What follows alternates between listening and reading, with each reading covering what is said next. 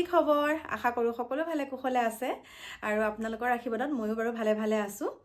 আজি আহিছোঁ আৰু দেই এটা কথা ক'বলৈ আপোনালোকক।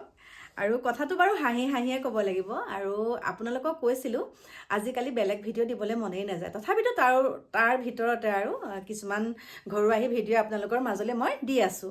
আৰু এতিয়া কথাটো হৈছে ঘৰুৱাহী ভিডিঅ'ৰ মাজতে মোৰ মানে এনেকুৱা হয় কিনো ভিডিঅ' বনাই আছোঁ, মোৰ হিয়াৰ আমঠুৱে মোৰ বুলি আহি গৈছে দেই। কিমান ভাল পালে তেনেকুৱা শব্দ এটা আহে। আমাৰ হিয়াৰ আমঠুৱে এতিয়ালৈকে ন্যায় পোৱা নাইকিয়া আৰু ন্যায় পোৱা নাইকিয়া মই কিয় এনেকুৱা ভিডিঅ' বনাইছোঁ, তেনেকুৱা কথা কিছুমান আৰু দেই। তাৰপিছতে সেইকাৰণে আকৌ তেওঁৰ ওপৰতে ভিডিঅ' বনাওঁ। আৰু এতিয়া যিবিলাক আমি দেখা পাই আছোঁ তাৰ ওপৰততো কথাটো ক'বই লাগিব। মই ভিডিঅ' দুটা দিছিলোঁ যে হিয়াৰ আমঠুৰ পত্নীতকৈ আমাৰ যিজন একে মূল অভিযুক্ত তেওঁৰ পত্নী বহুত ওপৰত, তেনেকৈ কৈছিলোঁ। মানে অনিতা ডেকা মহন্ত বহুত ওপৰত বুলি কৈছিলোঁ।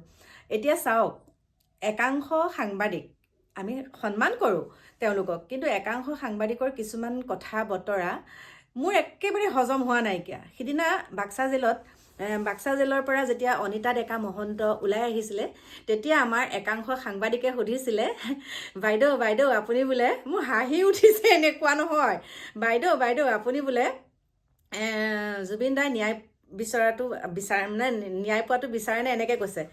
আৰু তেতিয়া অনিতা ডেকা মহন্তৰ মুখত প্ৰথমৰ পৰাই চাব, আপোনালোকে প্ৰথম দিনাৰ পৰাই চাব, মানে তেওঁ অকলে যুঁজি আছে। আৰু একাংশ সাংবাদিক বুলি কৈছোঁ, সকলোকে কোৱা নাই, একাংশ সাংবাদিকে গমেই পাই আছে যে তেওঁৰ ওচৰত কিবা এটা প্ৰশ্ন সুধিলে তেওঁৰ পৰা একো উত্তৰ নাপায়। তেওঁ মানে এনেকুৱাকৈ এটিটিউড দেখায়, মানে তেওঁ এটা হেৰি আছে, মানে তুহুতনো কোন, মানে পাত্তাই নিদিয়ে।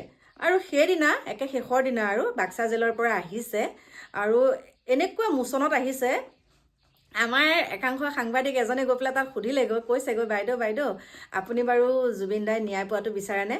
তেওঁ যিটো দমত গৈ গাড়ীত বহি ধমকৈ একে গ্লাছ মানে দৰ্জাখন বন্ধ কৰি দিছে, বা একেবাৰে চাওক, ইমান মানুহে ইমানখিনি কৈ থকাৰ পাছত কোনেওতো এৰি দিয়া নাইকিয়া তেওঁ স্বামীক, কোনেও এৰি দিয়া নাই, কেনেকুৱা বেয়া মন্তব্য। কিন্তু তাৰ পাছতো তেওঁ কিন্তু যিটো সৎ সাহস লৈ আগবাঢ়ি গৈ যুঁজি আছে, বৰ্তমানলৈকেওতো আইনৰ মেৰপাকতে আছে, কিন্তু দোষীটো সাব্যস্ত হোৱাই নাই এতিয়ালৈকে।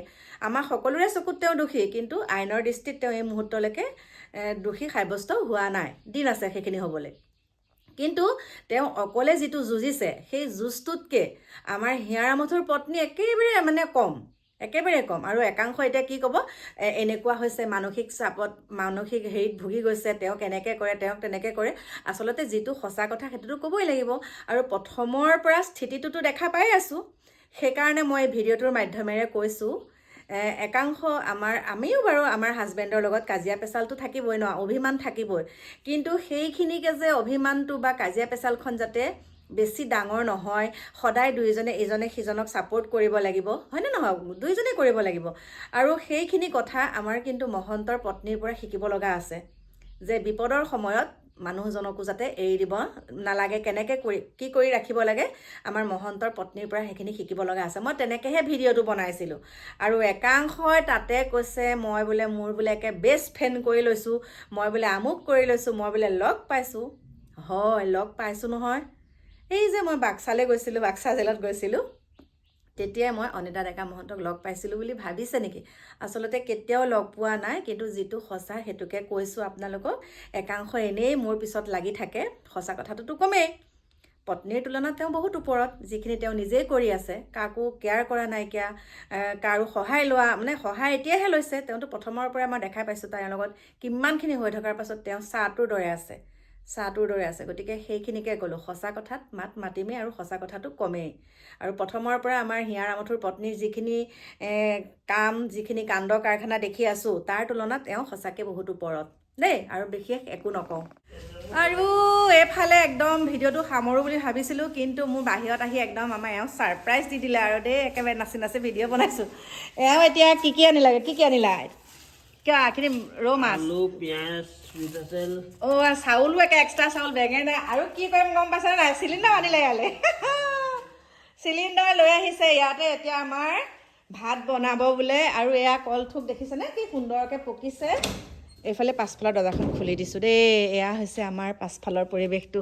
অকণমান দেখাই দিছোঁ পাণ গছকে দেখিছেনে পাণ পকি পকি পকি বহুত সৰিছে তলত আৰু কল ধুনীয়াকৈ পকিছে ইয়াতে এতিয়া আমাৰ খাদ্য পাতি বনোৱা হ'ব আমাৰ মিষ্টাৰে লৈ আহিলেগৈ আজি 25 ডিচেম্বৰ খ্ৰীষ্টমাছৰ উপলক্ষে এইবিলাক ভিতৰলৈ নিনিওঁ আৰু ইয়াতে এতিয়া ধুনীয়াকৈ ৰৌ মাছৰে মানে এতিয়া আলু বইল কৰিব বোলে আলু বইল কৰি ধুনীয়াকৈ ৰৌ মাছ দি বনাব ঢেকেৰা মাছ ঢেকেৰা ৰৌ মাছ নহয় ঢেকেৰা সুন্দৰকৈ দেখাই আছোঁ মোৰ পাছৰ ভিডিঅ'ত দেই এতিয়া বলক তেনেহ'লে ভিডিঅ'টো একদম সুন্দৰকৈ এতিয়া এডিট কৰি লওঁ তাৰপিছতে আপোনালোকৰ মাজলৈ দি আছোঁ এডিট কৰি বাই বাই